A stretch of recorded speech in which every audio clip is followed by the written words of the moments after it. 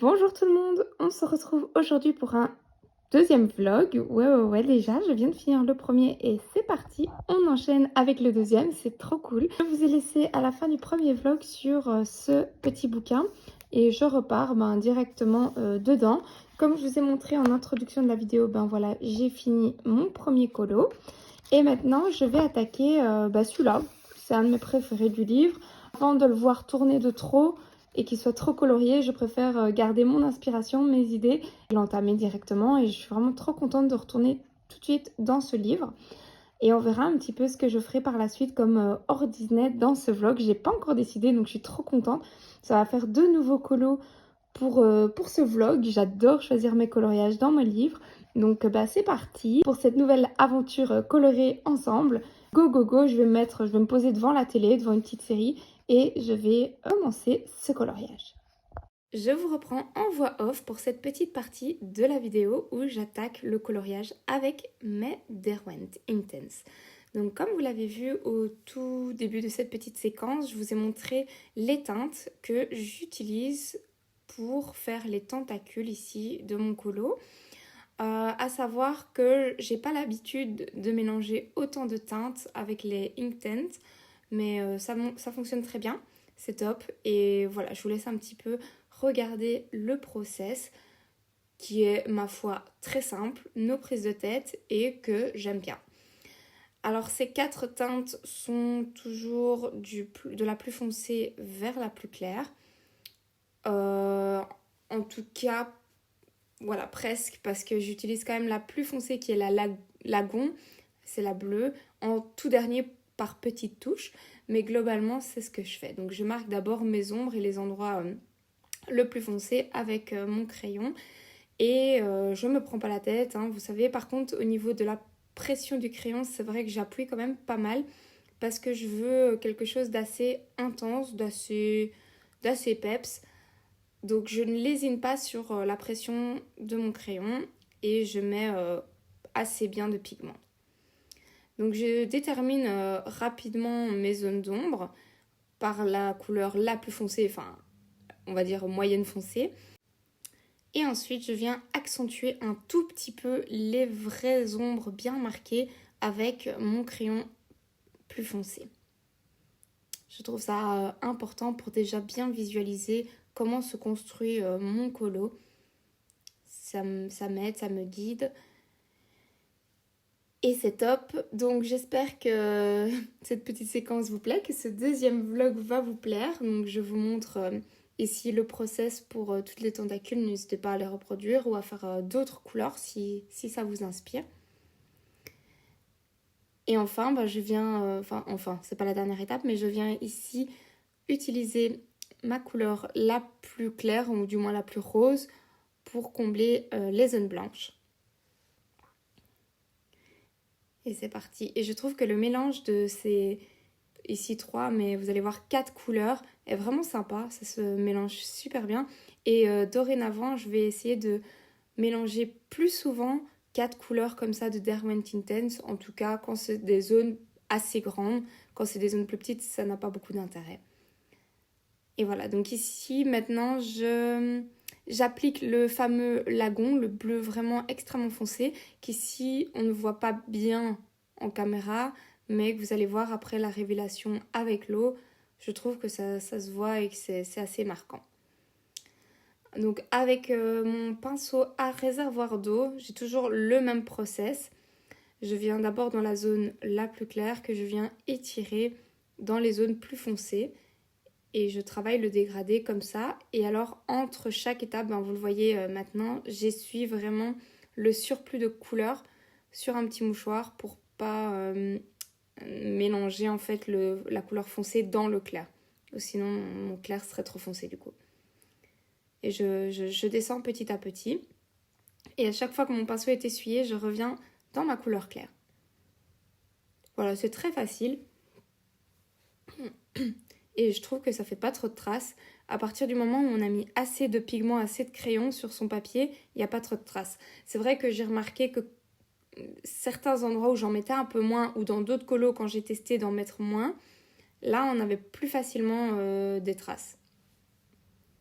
Donc voilà, c'est pour ça qu'il ne faut pas hésiter à bien marquer son papier, sans non plus exagérer, mais ici c'est vraiment, on voit vraiment bien, je trouve, mon process pour aller du clair vers le foncé. Et une fois que je suis dans le foncé, j'étire un petit peu ma couleur dans le reste du foncé et puis j'essuie mon pinceau. C'est plus ou moins comme ça que je fais à chaque fois. Je peux revenir aussi par après, quand mon encre est sèche ou pas d'ailleurs, pour venir retravailler un tout petit peu les transitions si je trouve que c'est un peu trop net, comme ici. Ici c'est un poil net à mon goût et donc là je suis repassée une fois, mais je vais encore revenir retravailler par après un tout petit peu à cet endroit-là quand ce sera sec.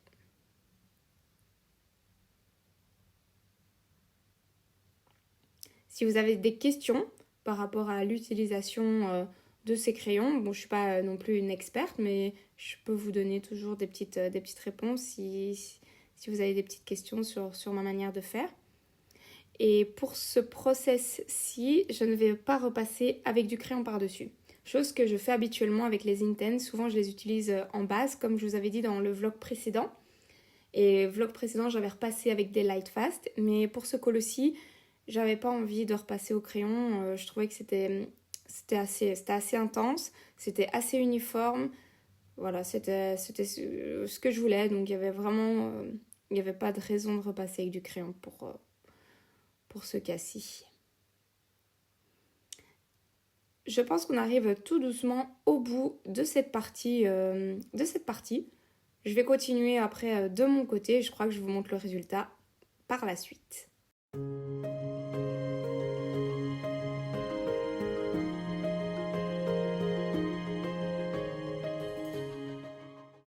J'avance sur mon colo avec le même process que je vous ai montré. J'ai presque fini, il me reste plus qu'une grosse tentacule, puis après 2 petites et cette partie-là est terminée. Je vous laisse avec la suite de ce vlog.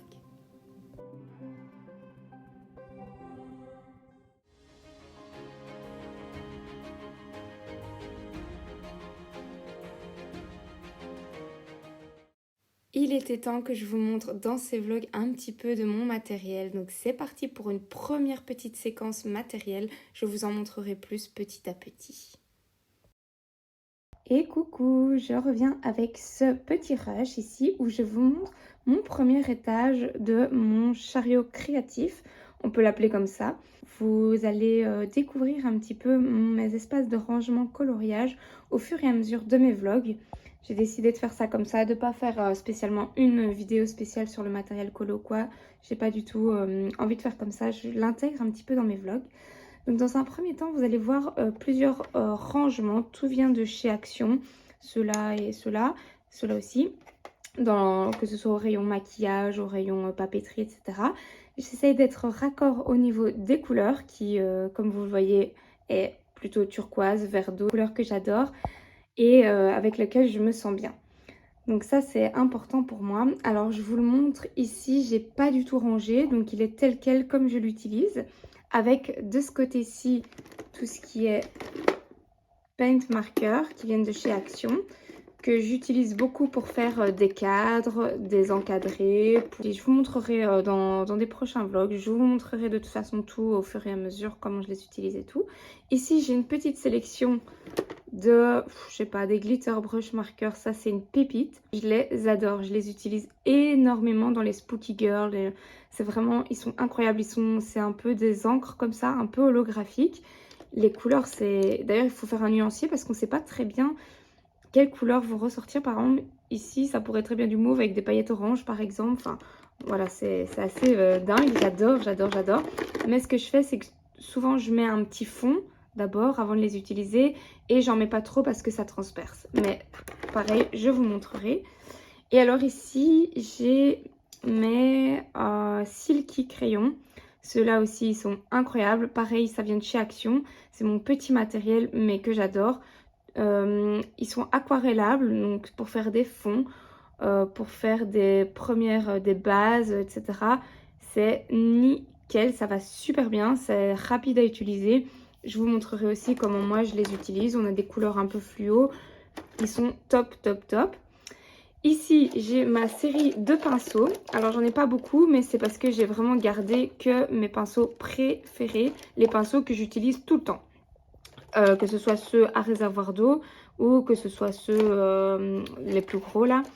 Et alors ici, j'ai 3 aussi petits Sparkle Brush Markers. Ceux-là aussi, ils sont très très bien pour mettre une petite couche de paillettes. Ils sont vraiment terribles. Terribles, terribles. Ici, j'ai des crayons. Alors ça, c'est des crayons que j'avais à l'école d'Erwen Watercolor. C'est des vieux crayons, mais qui avaient coûté quand même assez cher à l'époque à mes parents. Voilà, Carandache, les Suisses, voilà, enfin je sais pas. Moi, je les aimais beaucoup. C'est ceux que j'avais à l'école d'art, en fait. Et ils sont aquarellables. J'ai reçu aussi, c'est des crayons aussi que j'avais reçus pour essayer. Des Faber-Castell pastel, je crois. Voilà, j'ai un petit peu tous ceux qui sont aquarellables. Et ceux-là, je les utilise quand vraiment j'ai besoin d'une toute petite couche de couleur, de lumière, mais que j'ai la flemme de me lever pour aller chercher une grosse gamme. Je prends celui-là, je mets un petit peu avec mon pinceau à réservoir d'eau, un petit peu de couleur. Et c'est réglé, l'affaire est dans le sac. C'est comme ça que je les utilise en toute petite couche, vite fait, sans prise de tête. Quand j'ai besoin vraiment d'avoir un crayon sous la main, une couleur sous la main, en vitesse, c'est toujours ceux-là que j'utilise. C'est un peu mes crayons de dépannage. Ici, j'ai de l'eau, un spray d'eau. Alors ici, de l'essence sans odeur. Je ne sais pas le sortir, il est un peu coincé à une main. C'est un peu compliqué, mais je le laisse là. Essence sans odeur, toujours très pratique quand on veut mousser un petit peu les dégradés qui se font pas bien. Ça m'arrive de temps en temps, je le ressors, je teste. Je suis jamais hyper convaincue du résultat. Enfin, disons que ça m'aide, mais je dois quand même repasser par après quelques couches. Et voilà, je vais jamais laisser de l'essence sans odeur comme ça mélangée à mes crayons sur mon papier. En général, le résultat me plaît pas trop. Ici, des cols à paillettes de chez Action de nouveau pour des petites touches. Ils sont géniaux.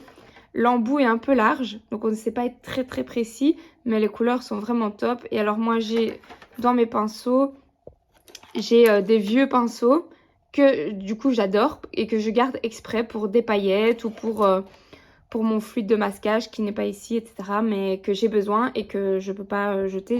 J'ai besoin d'avoir aussi des vieux pinceaux que je peux utiliser expressément pour ça. Alors ici, j'ai mes spatules pour faire mes aquarelles maison. Donc je pense qu'il y en a quelques-uns d'entre vous qui savent que je fais mes petites expériences et tout. D'ailleurs, elle est dégueulasse. Il faudrait que je la nettoie. Ici, j'ai ma gomme électrique. Ça, c'est une pépite. J'adore. Avec son chargeur et ses petits embouts. Où on a plusieurs tailles. Pareil, je vous montrerai dans quel cas je l'utilise et tout. Mes mouches, j'ai des petits feutres noirs. Bah, ceux-là, je les utilise pas des masses d'ailleurs. Mais bon. Voilà, des petits cotons-tiges quand je dois utiliser l'essence sans odeur. Ça, c'est mes écouteurs, mais ils sont plats, je les utilise jamais. Alors, l'encre Colorex, couleur or. J'adore. Pépite. J'adore, j'utilise tout le temps. Ça, c'est pour plutôt le scrapbooking, c'est quand je dois user un peu les pages, je ne l'utilise pas en coloriage. Des paillettes, ça j'utilise. Alors j'ai des petits pots de peinture. Ici, j'ai du doré. En fait, c'est un truc que j'ai récupéré de mes enfants qui voulaient plus. Et au même titre que mes crayons, c'est quand j'ai besoin d'une toute petite touche de peinture un petit peu accentuée. Je prends ça. Et ici, c'est ce qui est caché, scalpel et tout, ce que j'ai pas envie que les enfants chipotent, c'est en dessous. Premier petit aperçu, vite fait, de mon premier étage, comme ça. Je vous laisse ici et je vous laisse pour la suite du vlog. Je voulais vous montrer maintenant mon prochain coloriage hors Disney que je vais entamer. Ici, je pars dans un Herry et quand j'ai vu la page en question, directement, j'ai su que c'était celle-là que j'allais faire. Donc, je savais que je voulais faire un Herry et je suis en train de regarder justement une série en ce moment qui m'a 100% inspiré ce colo. Donc, je vous le montre, c'est celui-ci, celui-là. Je suis en train de regarder la série de Blue Eye Samurai, qui est une série, c'est une animation. Et je suis vraiment bien prise dans l'histoire et c'est dans cet univers un peu japonais, j'imagine. J'adore et quand j'ai vu cette illustration, je me suis dit mais punaise, c'est vraiment le reflet de la série que je suis en train de regarder, donc c'est parti. C'est pas le genre de coloriage que j'aurais fait comme ça naturellement, mais là je suis à fond dedans justement, donc je peux pas passer à côté. Bon, ça fait un peu printanier, j'étais plus partante pour faire un coloriage d'hiver, mais là vraiment, c'est le coloriage pour moi du moment. Je trouve qu'il faut se laisser un petit peu inspirer par toutes les choses qui nous entourent, par ce qu'on regarde, par ce qu'on aime, par les saisons, pour choisir son coloriage. Alors, il y a aussi, bien sûr, par les youtubeurs, par les challenges, mais de temps en temps, juste s'inspirer de soi-même, de ce qu'on aime, de son ressenti, de son mood du moment. Je trouve ça absolument génial. Et donc c'est parti, je vais attaquer celui-ci. Alors je ne sais pas encore comment je vais le faire, je suis en train de le regarder depuis tout à l'heure parce que dans les héris, l'aquarelle passe vraiment pas bien, enfin en tout cas dans mes autres. Celui-ci je ne l'ai pas encore entamé, c'est un tout nouveau que j'avais acheté sur Vinted. J'ai encore rien fait. Ah si, je raconte des mensonges. Ah ouais, je l'ai fait il n'y a pas longtemps. Je l'ai fait le mois, regardez, 12-2023. Voilà, ouais c'est vrai, j'ai fait celui-ci. C'est juste... Mais je l'ai fait avec quoi? De la peinture nacrée dans le fond. Ah, il est beau, il est joli. Il est sympa. J'avais déjà fait mon coloriage un peu de Noël. Mais là, ouais, ça a l'air de bien passer. Mais là, j'avais pas utilisé d'aquarelle. Donc, je vais voir. J'avais utilisé les Lightfast. Donc, je vais voir ce que je vais utiliser comme matériel pour faire ce coloriage. Il est trop joli. Franchement. Les riz sont pas toujours faciles à aborder. Mais celui-ci, il est un peu plus simple que les autres, même s'il est encore fort chargé. Voilà, je l'aime beaucoup. Mais je pourrais pas vous dire c'est quoi le titre par contre. Allez, que je vous montre ce petit passage, ça vaut de l'or. Un petit coloriage comme les enfants. Je sais pas si je la mettrai au montage, j'ai honte. Mais c'est du crayon aquarellal, hein, donc c'est une première couche. Et flemme, vraiment flemme de bien colorier parce que je vais aquareller et que après je vais repasser du crayon par-dessus. Donc si je dois repasser 2 fois, enfin tout ça, vous connaissez le schmilblick. Mon temps, il est compté, j'ai pas beaucoup de temps pour colo. Donc je fais vite. Je vais essayer d'aquareller et de retirer quand même les traces, hein, on est d'accord, on va voir si ça marche ou pas. Et après, je repasserai de toute façon du crayon. Donc no stress. Mais comme ça, vous voyez que voilà, tout va bien. Tout va bien. Tout est rattrapable. Je vous montre le résultat quand c'est aquarellé. J'ai pas fini d'aquareller, mais je voulais déjà vous montrer un petit aperçu. En vrai, ça passe, hein, ça passe. Alors, plusieurs choses à dire. Déjà, le papier ici supporte mieux l'aquarelle que dans mon premier livre. Je sais pas du tout pourquoi. J'ai aucune idée du pourquoi ça passe mieux. En tout cas, déjà, je mets vraiment pas beaucoup d'eau parce que je sais qu'ils sont assez effet buvard, quoi. Ils boivent toute l'eau. Mais franchement, c'est cool, je suis pas déçue, quoi. C'est beaucoup mieux. Mais dans l'autre livre que j'ai de Eri, il fait plein de petits points comme ça. Dès que je mets de l'eau, c'est catastrophe. Même quand je mets les Inktense ou que je fais comme ça avec les Albrecht Dürer, vraiment avec un petit peu d'eau, on voit tous les points. Donc c'est un peu dommage. Mais celui-ci, il n'a pas l'air de faire ça. Bref, on verra dans les prochaines utilisations, mais c'est déjà un point hyper positif. Alors, je reviens pour vous parler un petit peu de ma vision du colo. Ce pourquoi je colorie moi, personnellement. J'avais envie de partager ça avec vous parce que c'est ce que ce début de coloriage m'a inspiré. Tout d'abord, je vous avais dit que je voulais retirer toutes les traces de crayon que j'avais fait un petit peu à l'arrache. Hein, vous avez vu tout à l'heure. Et puis je me suis dit, mais non, ce sont des arbres, c'est de la texture. Je vais repasser de toute façon par après dessus. Donc il n'y a aucune raison de faire quelque chose de tout lisse, ce n'est pas logique. Donc je me suis dit, ok, laisse toutes les traces où tu fais un peu des lignes, tu vois, tu pars comme ça, top. Donc moi je suis très contente de ce premier rendu en sachant que c'est de l'aquarelle, que c'est des arbres et que ça va le faire. Ensuite, je me suis dit, ok, qu'est-ce qui va pas là-dedans? Parce qu'après, d'office, je repasse une autre couche. Il y a des choses qui me plaisent, il y a des choses qui me plaisent moins. Déjà, en première couche, je trouve ça chouette. Maintenant, je trouve que mon rose plus foncé est vachement fluo. C'était pas le souhait que je voulais. C'est pas du tout grave, c'est rattrapable. Et mon rose clair, par contre, il est vachement bien, mais je devrais rajouter du blanc. Donc là-dedans, moi, ce que je vois, le positif que j'en tire, c'est que je me dis, ok, c'est cool, tu l'as vu en fait. Donc il n'y a pas de j'ai raté un dessin, j'ai raté un début de colo, je sais pas rattraper. Non, le principal c'est d'avoir en tête un peu son idée ou d'avoir son image de référence, comme moi j'ai ici, et de savoir vers où on veut aller. Donc moi je sais que les couleurs que je veux, ça correspond pas à l'image et j'ai envie de m'y fier parce que voilà, c'est pas quelque chose que je maîtrise forcément, ces couleurs-là, pour un arbre en tout cas. Et je trouve que mon rose est trop fluo. Donc je me dis c'est cool, c'est pas grave, je vais rattraper tout ça. Et pour moi, ce que j'en retire, c'est que c'est cool, je l'ai vu. Et c'est pas toujours facile. Et je suis sûre qu'il y a des erreurs que je fais encore. Je sais pas, par exemple, j'ai peut-être pas retiré le line. Il y a des choses que je ne vois pas. Et que, par exemple, ici, ça va être très lumineux. Peut-être que j'aurais dû passer un peu de gesso pour que ce soit le plus réaliste possible. Moi, c'est vraiment mon objectif. Et voilà, c'est pour ça que je colorie. C'est parce que je veux monter de niveau, je veux apprendre des choses et toujours m'améliorer pour avoir le résultat le plus réaliste possible. Et comment je fais? Eh ben, en pratiquant, évidemment, en recherchant mes erreurs, en regardant des images, en cherchant, je dis bien erreur entre guillemets, hein, chacun fait comme il veut, hein, mais c'est ma vision de la chose. Et pour moi, le fait d'avoir vu que c'était un peu trop saturé, un peu trop fluo, en tout cas pour ce que je voulais faire, je trouve ça positif. Je me dis, ok, très bien, je suis partie là-dessus, je vais rattraper après. J'ai plein de choses, j'ai des encres blanches, j'ai des crayons rose clair, je vais rattraper tout ça. Je suis contente de l'avoir vu. Et maintenant, pour toutes les petites erreurs que je fais encore et que je ne vois pas, eh ben, c'est pas grave. Je pense que dans les années à venir, je vais tester des choses, je vais essayer et ça va le faire. Et donc, c'est ça que j'aime bien partager et que j'aime bien pratiquer le colo. C'est pour deux choses. Déjà, j'adore avancer mes livres, j'adore voir mes bouquins avancer et j'adore voir mon évolution. Donc, quand je revois un petit peu mes livres, mes anciens colos et mes colos de maintenant, j'adore en fait. Je me dis, ok, il y a eu quelque chose, il y a eu une évolution, donc c'est cool.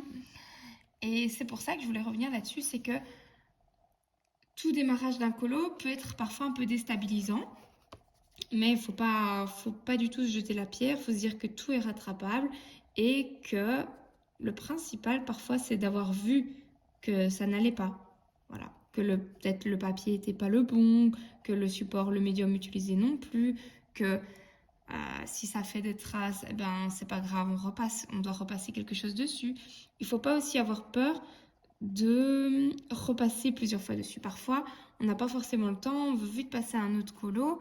Et c'est vrai qu'on a tendance, je vais pas dire bâcler parce que le mot est un petit peu fort, mais à délaisser des petites finitions qui parfois font toute la différence. Donc il n'y a pas de réelle technique. C'est parfois, enfin, si, il y a des techniques, mais il y a aussi vraiment parfois ce côté approfondir le coloriage, vraiment y aller à fond, prendre son temps, ne pas subir cette société de consommation qu'on a et de toujours vouloir aller plus vite, en faire le plus. Non, parfois simplement prendre le temps, savourer son coloriage, savourer sa page. Ça, c'est vraiment quelque chose que moi, je voulais partager parce que c'est quelque chose que j'adore. Et quand j'ai le temps de le faire, parce que ben voilà, la vie, elle va vite aussi, on a des enfants, on a des choses à faire, on n'a pas que forcément le coloriage. Ben, quand on a ces moments où on se ressente et on peut prendre son temps pour colo, pour s'améliorer, pour apprendre de ces petites imperfections, moi, je trouve ça génial. Voilà, petit moment. J'arrête avec l'aquarelle ici. Je vais revenir après avec du crayon et avec d'autres techniques. Vous verrez sûrement, je vous montrerai. Je n'ai pas encore d'idée vraiment sur quel matériel je vais prendre. Mais je sais vers où je vais aller. Et ben, je vous montrerai ça à la suite du vlog, j'imagine.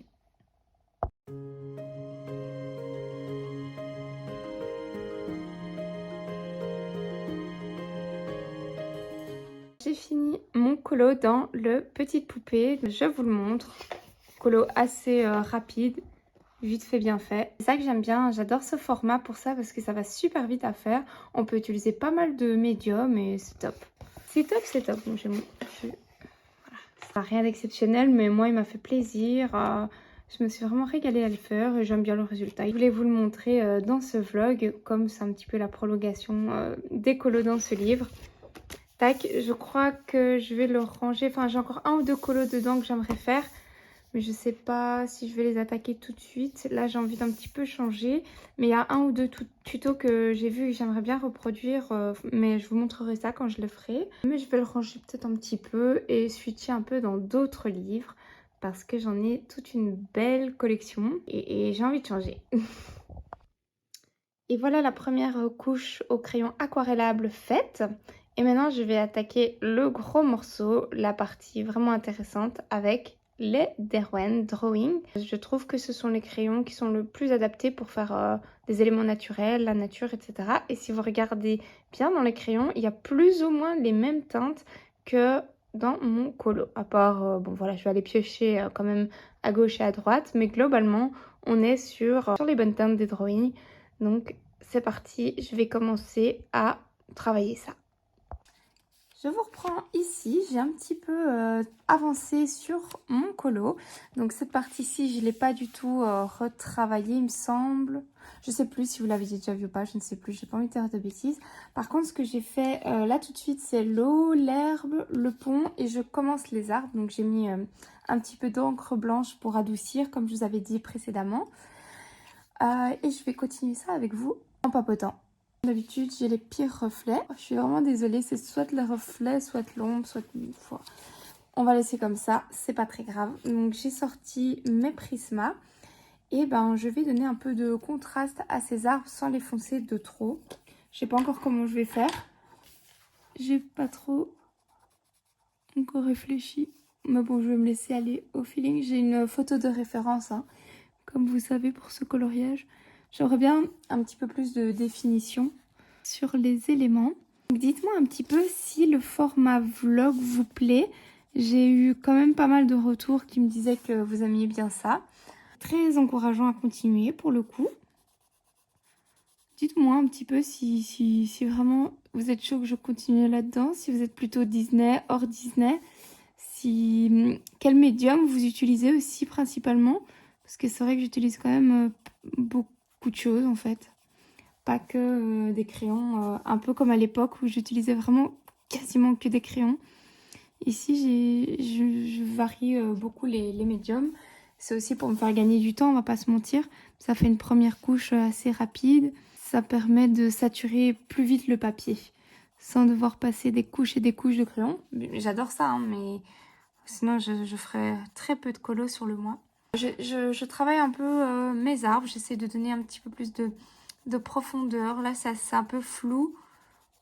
Sans trop le foncer, j'ai sélectionné plusieurs crayons. Je passe un peu des couches comme ça, à gauche, à droite. Je tourbillonne. Je me prends pas trop la tête. Je laisse des zones un peu plus claires. Et au plus je me rapproche d'ici, au plus je veux que ce soit clair. Donc je vais continuer tout ça. Et je vous reprends tout à l'heure pour vous montrer. Ou un autre jour, je sais pas très bien. Je suis désolée pour la luminosité. Souvent, je colo le soir quand les enfants sont au lit. Quand mon chéri les met au lit ou quoi, je me prends un petit quart d'heure, 20 minutes. Ou alors quand il est de garde, là aussi j'ai plus de temps. Donc c'est vrai que niveau luminosité, c'est pas ouf, mais je pense que ça va. J'ai pas eu de retour négatif par rapport à ça. On fait comme on peut. Comme on peut. Donc voilà. Ah ouais, aussi un truc hyper intéressant que je voulais vous dire, c'est que j'étais partie pour utiliser les Derwent. Je vous les ai montrés. En plus, je vous avais dit qu'il y a pas mal de teintes. J'ai commencé au Derwent et puis je me suis dit c'est mort. C'est pas du tout les teintes que je veux pour mon colo. Je voulais des couleurs assez douces, pastel, un peu... Enfin, je dis douce et en même temps peps, quoi. Vous voyez, c'est quand même assez vif. Et les Derwent Drawing ne sont pas du tout comme ça. Ils sont un peu plus...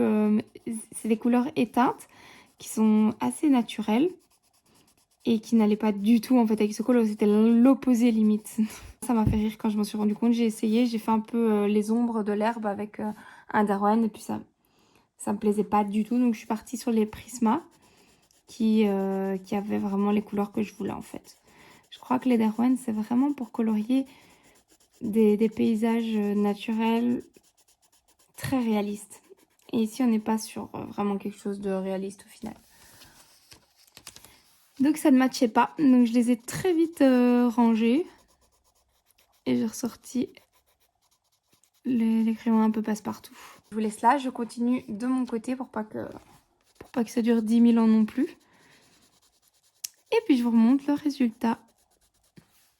Les amis, il fallait absolument que je revienne vous parler d'un objet qui à première vue ne parle pas, n'est pas orienté coloriage, mais que moi j'utilise tout le temps dans mes colos ou dans mes créations, parce que je fais aussi un peu des des journaux créatifs et je l'utilise là-dedans aussi.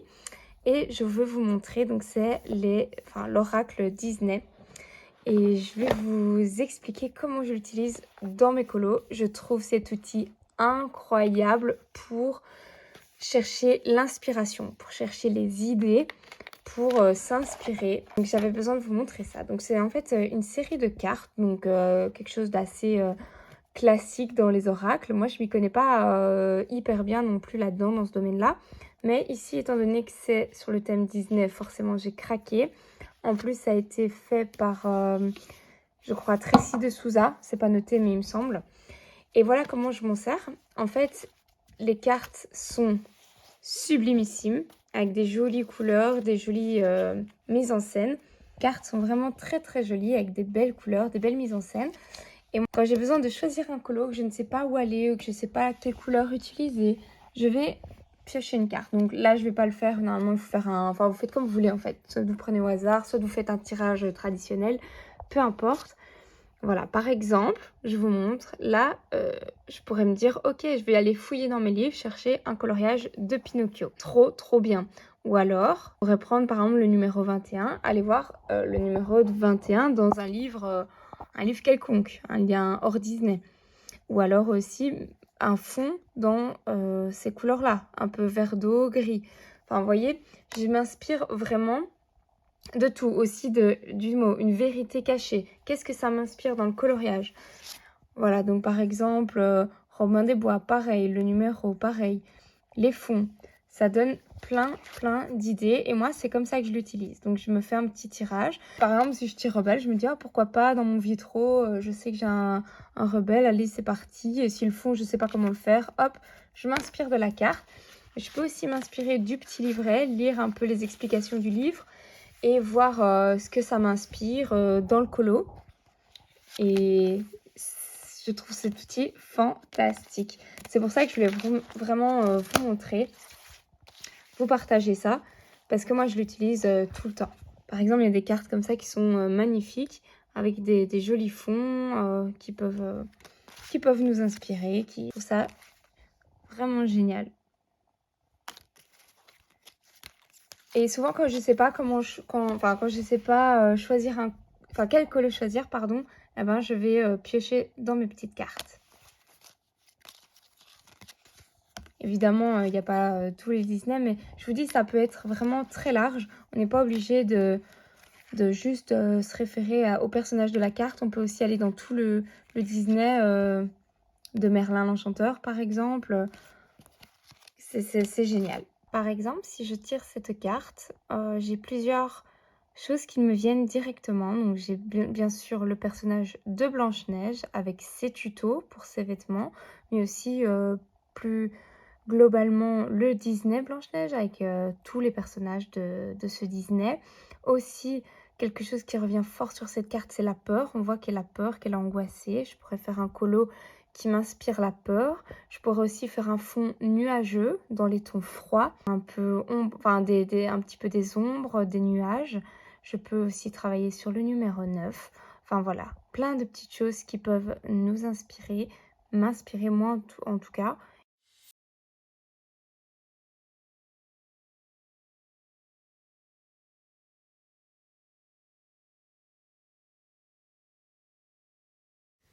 J'ai pas pu résister à l'envie de faire un petit tirage avec vous dans ce vlog. Justement, je voulais entamer un nouveau coloriage pour le prochain vlog et déjà peut-être vous montrer lequel ce sera. Bon ben pas de chance, je viens de tirer Peter Pan que j'avais déjà fait dans le vlog précédent, mais je trouve ce signe incroyable parce que vous allez voir par la suite. Donc je décide de retirer une seconde carte et badam, Ce sera Hercule, mais là aussi j'y vois un signe fameux. Je vous laisse voir un petit peu la suite. Non mais les gars, je vous prends vite fait comme ça. Attends, il y a un reflet. Vite fait. Je sais que c'est pas le bon format pour le vlog et tout, mais on en parle de ce tirage. Moi, je vois des signes partout tout le temps, donc évidemment Peter Pan, on en parle de mon Peter Pan que j'ai pas fini. Petit rappel que j'aurais dû finir pour ce vlog, évidemment. Et alors l'autre tirage, incroyable, je vous laisse la photo de ce que je viens d'acheter. Si ça c'est pas un signe, je viens de l'acheter, je l'ai acheté juste avant de faire les cartes. Et sinon, je vous laisse ici les gars pour ce deuxième vlog. Il m'a pris énormément de temps et de travail pour le montage, donc j'espère qu'il vous plaira. Ça ne se voit pas forcément comme ça, mais ça prend quand même du temps de filmer un vlog, de le monter, de créer du contenu, donc de faire des colos. Il y a une certaine cadence à avoir. En tout cas, moi, je vous fais des gros bisous. Je vous dis merci d'avoir regardé ce vlog. Je vous embrasse très fort et à très bientôt pour le vlog numéro 3. Ciao, ciao.